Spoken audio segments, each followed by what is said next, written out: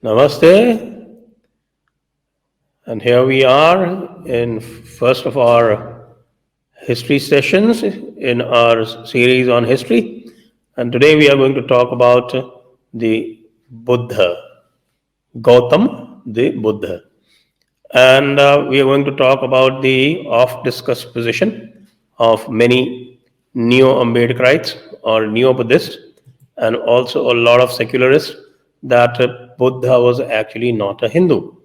And they also assert that not only Buddha was not a Hindu, he was actually against the Hindu religion, quote unquote. Basically, what we call the Sanatana Dharma.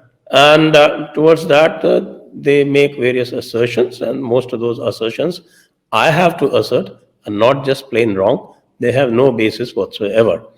And in today's discussion, I am going to mainly depend upon two persons, two authorities.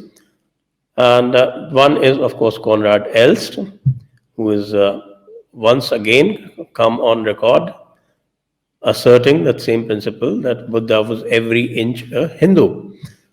And that, of course, is mostly in the behavioral sphere that I'm going to talk about. And I'm going to depend upon Konrad Elst in that. And then I'm going to go deep into the philosophical basis of Buddhism. And there I'm going to depend upon Dr. Subhash Kha. These two articles will be given to you in the comment section, and they will also be scripted and displayed. So let's talk about Buddha leaving the Hindu religion. Now, I have to ask all these people who say that Buddha left Hinduism and he established another religion. I have to ask whether there was any assertion on part of Gautam the Buddha himself that he left the Hindu religion. As far as his becoming a renunciate and his adopting a separate sampradaya or a separate panth is concerned, that was something that was very common in those days. And that was not only common in those days, that is common even today. Let's talk about Nath Sampradaya. Exactly the same principles can be applied to Nath Sampradaya, and you could say that Yogi Adityanath is not a Hindu because he does not exactly follow all the teachings of the Vedas. He follows what is called the Hatha Yoga Pradipika. He follows a number of other practices or rituals that are not strictly Vedic. So, does he become a non Hindu? Obviously not, because Hinduism is a plural tradition, not only respects all paths, it also respects a number of traditions, a myriad ways of looking at things.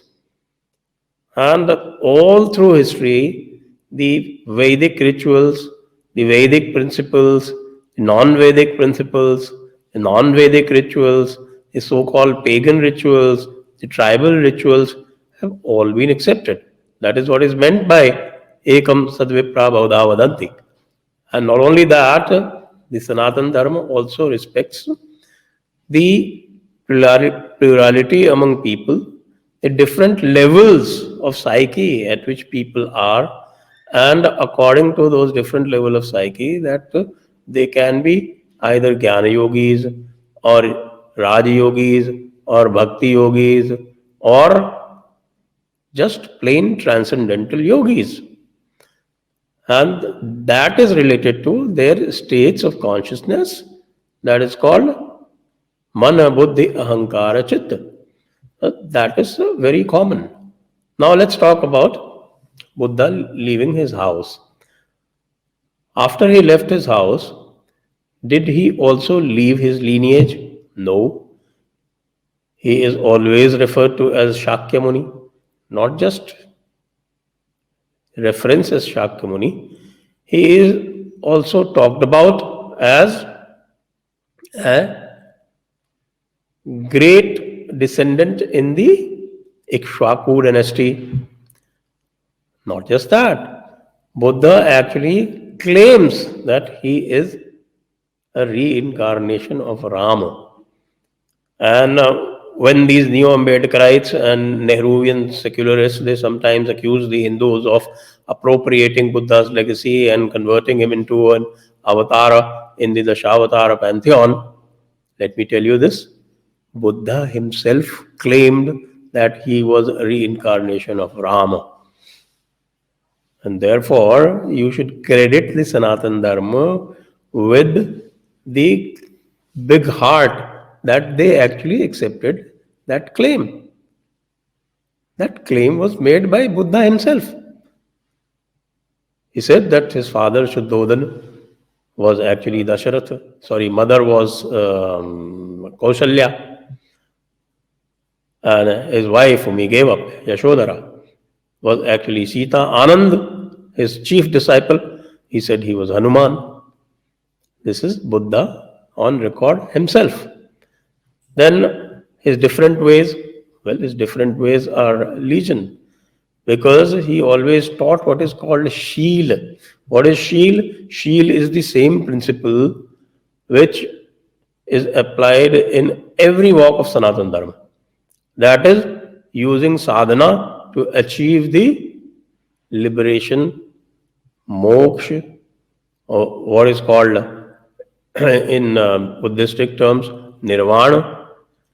Sadhana is the summum bonum of all Sanatana philosophical traditions. Did Buddhism teach something different? He also taught sadhana in a different way. The techniques of meditations always existed. They are taught by Patanjali, they are taught in Sankhya, they are taught in number of other traditions, they are taught in Vedas, they are taught in Vedantas. Then, how did they become different? He introduced another technique that is again perfectly valid in Hinduism. Again, I bring the example of Nath Sampradaya. As far as he becoming an atheist and denouncing the Vedas, there's absolutely nothing there for him to denounce the Vedas. He taught a different method, and teaching a different method is again absolutely valid. I will also come to the philosophical basis of what he taught and what is considered to be not Vedas. In fact, whatever he said, Vedanta or the entire Upanishadic corpus is probably more anti-ritual than Buddhism. So would you call the Vedantins as non-Hindus or a separate religion? Let's talk about Sankhya. Sankhya is a very, very material philosophy. You could call that as a Nastika also. When they're talking about Purusha and Prakriti, and Purush interacting with the Prakriti to create modifications and create this material world, that's a very, very, what is called a physics-like philosophy. What would you call that? What would you call Vaisheshika, for instance? Are the Vaisheshikas anti-Hindu? Are the Vaisheshikas not Hindu? Look at the Jainas, the Jaina Dharma. Oh, of course, all the secularists, they are bent upon creating more and more divisions within Hinduism and trying to prove everything is anti-Hindu or non-Hindu, and trying to denounce Vedas as something regressive. I think they have got their head in the wrong place. Okay, so that being the case, I'll give you one simple shlok from the Bhagavad Gita. The Bhagavad Gita itself, somebody who is trying to do an anti-Veda kind of thing, he could actually take this shloka from Gita, take it in isolation, and he can very well prove using this shloka that actually all those follow Gitas are not Hindus. You know what? What does it say? And I think in my talks I have recited it quite often. This is the 46th shloka of the second chapter of Gita. यावानर्थे उदपाने सर्वतः संप्लुतोदके तावान सर्वेषु वेदेषु ब्राह्मणस्य विजानतः. The essential meaning of this is that somebody who has got the direct experience, he has no use for the Vedas. Now you tell me, how is this different from what Buddha has been saying? He was also telling everybody to get direct experience and to forget about everything else. As for his sevenfold path, the Saptashil as it is called, in the Saptashil he was very clear that one of the ways he says that you have to honor the traditions, you have to honor the great sages. And while saying so, he never said that you do not honor the great sages who follow other paths. He says that you follow the rituals, you follow your own traditions, you follow your own jati, you follow your own varnashram dharma. All that is there on record. So, in what sense does Buddha become anti-Hindu? In what sense did he give up on Sanatan Dharma?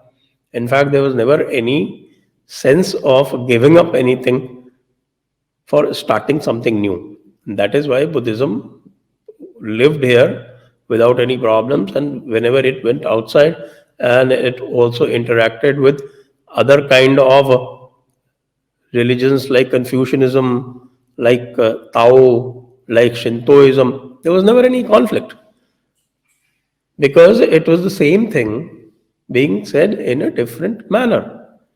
It is the same thing: karma, reincarnation, and then something that is produced in a very great authoritative way by these neo-Buddhists and Ambedkarites who say that, okay, he discounted the concept of Atma. Whether he did. Now, let me come to this business of Atma itself. Okay. And here is the authority that I am producing, and this is Dr. Subhash Kha. Okay, they said that, I'll read it out actually. It says that Veda accepts the idea of the Atman, which is both immanent and transcendent. Buddhism does not. Indeed, in the popular imagination, the Buddha promoted the doctrine of Anatman or Anatta. Okay? So, Anatta, Anicca, and Dukkha. These are the three characteristics of all existence, the three Lakshana. And this is supposed to constitute the right understanding of Buddhism. But in reality, what happens? That Nagarjuna is the one who explicitly rejected Atman. Buddha never did. Buddha did not teach the doctrine of no self. What he did was that every time the question arose, he simply ignored it.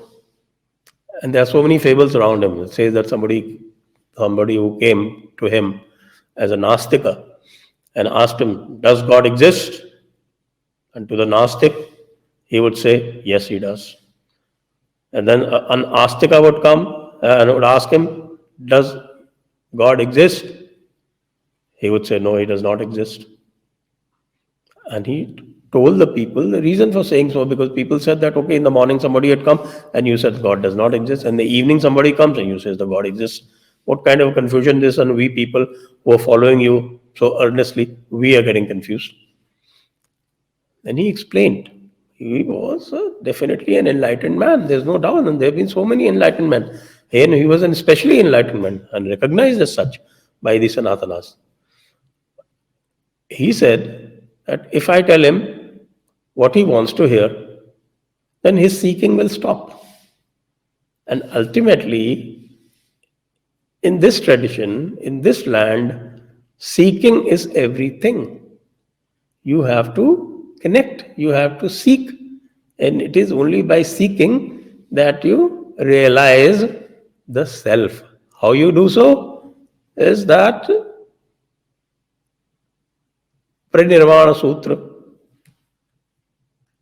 Mahaparinirvana Sutra, that gives out what Buddha actually did when he was lying on his deathbed. He said, the self is reality, tattva. What is it? Tattva. The self is permanent, that is nitya. The self is virtue, that is guna. The self is eternal, that is Shashwata. The self is stable, that is Dhruva. And the self is auspiciousness, that is Shiva. Tattva, Nitya, Guna, Shashwat, Dhruva, and Shiva. These are the characteristics of the Atma that he describes on the last day. And why does he so? Why does he do so? He's also described the reasons. He said that in the Parinirvana Sutra, he says that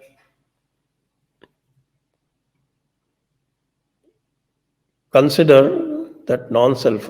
This parable, he used this parable actually, and this is from the Mahanirvana Sutra. I have to read this out to you. Consider the story of mother whose infant son is ill. The physician gives her medicine for the boy with the instruction, after the child takes the medicine, do not give him your milk until he has fully digested the medicine. The mother smears a bitter tasting substance on her breast and tells her young child that the breasts have poison on them. Having heard this, the child pulls away from her when he is hungry. But after the medicine has been ingested, the mother washes her breast and calls out to her son, come and I shall give you milk. So the Veda is mother's milk that the Buddha did not allow his disciples to partake until they had purified themselves with the austere message of emptiness or shunyata.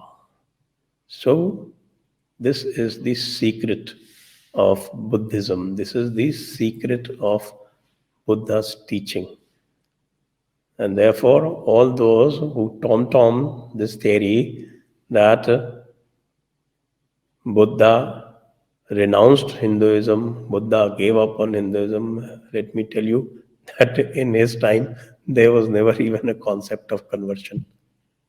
This is a very, very Christian concept, which our Honorable Chacha Nehru, and surprisingly actually, because I always have very high regard for Dr. Ambedkar's intellect, even he fell into error when he said that he not only he was adopting Buddhism, he was actually renouncing Hinduism.